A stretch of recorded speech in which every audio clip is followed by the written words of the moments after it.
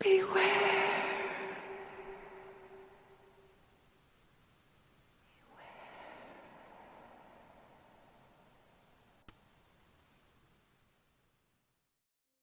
The Babysitter by the Prowler. It was a Friday night, and like every other Friday evening, Jenny was being dropped off at the house of the family she babysits for, the O'Sullivan residence.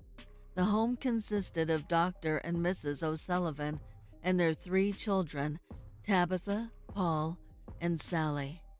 On a usual Friday night, the O'Sullivans were typically gone for a few hours, usually going out to see a movie, then to a restaurant. But tonight they were attending a charity dinner for Dr. O'Sullivan's hospital, and Jenny was asked to stay longer into the evening. The O'Sullivans ordered the kids a pizza before they left, then said goodbye to the kids and left for the evening. Jenny locked the door behind them, then did her usual routine of checking the windows, then going to the kitchen to make sure the back door was locked. With the house secure, Jenny then went into the living room and joined the children to watch a movie. The children were always well behaved, except for this night. They were being difficult because they wanted to watch a scary movie, which they were never allowed to do. After much complaining, Jenny finally relented and agreed. She told them that she would put a scary movie on once the pizza arrived. When the pizza arrived shortly after, they all gathered in the living room and sat on the couch to eat their pizza and watch the movie.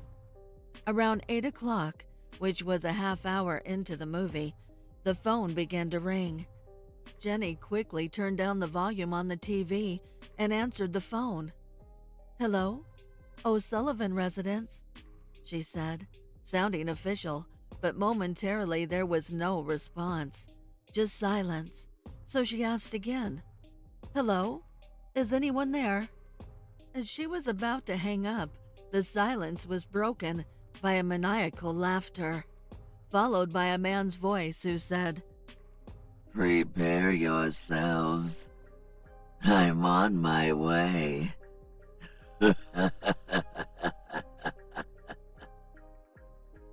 all the while laughing that sinister laugh before hanging up.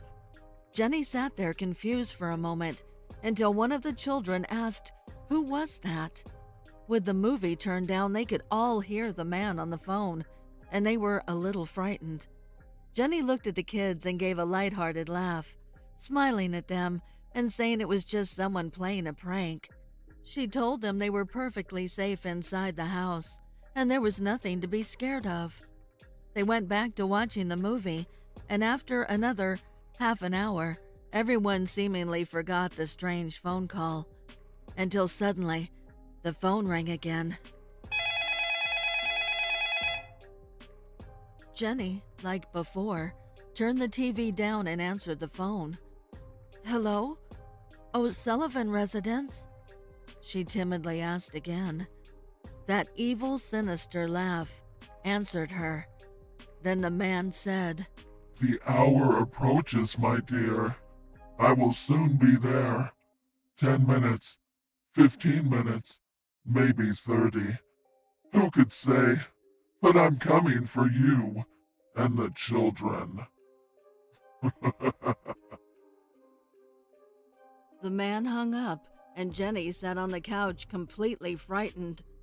Paul asked if it was that man again. Jenny shook her head yes, and picked up the phone and dialed 911. She told the dispatcher everything that had happened and that this strange man was threatening her and the children.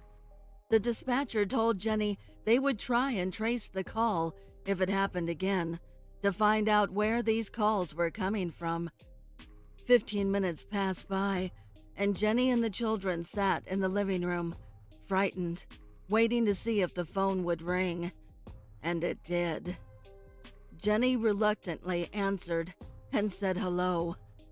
It was the man again, laughing his horrible laugh. Jenny screamed, "Why are you doing this? What do you want from us?" The man stopped laughing, and his voice lowered into a serious tone and said, To bathe in your blood all night long. I'll be there shortly. Jenny hung up in disgust and fear. Just then the phone rang again. She didn't want to answer, but she did, screaming at the man to leave them alone. But through her screams, she heard the dispatcher's voice. They told her the calls were coming from the phone line upstairs.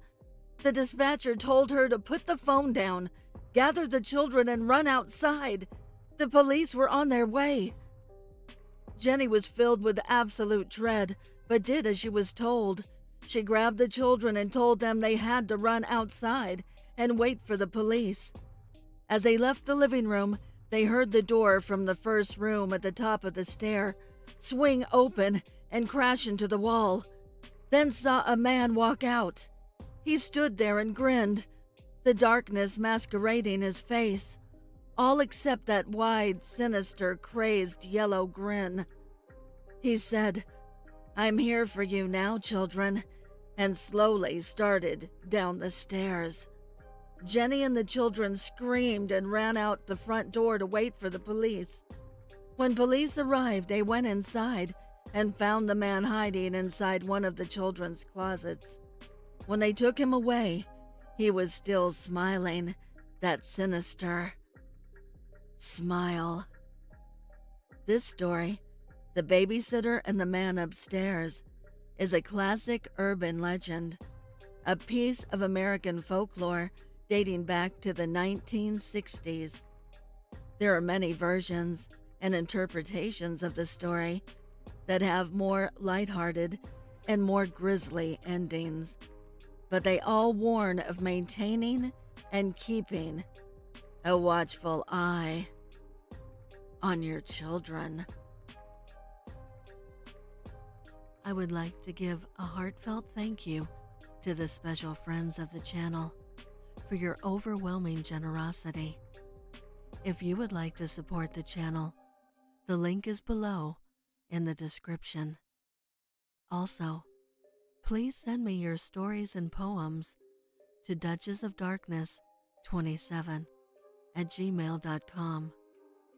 You can also find me on Instagram at duchess.ofdarkness and Twitter at duchessofdarkn2. I want to thank all my listeners for your kindness, your encouragement, and your support. It means the world to me. Thank you for joining me. Until next time.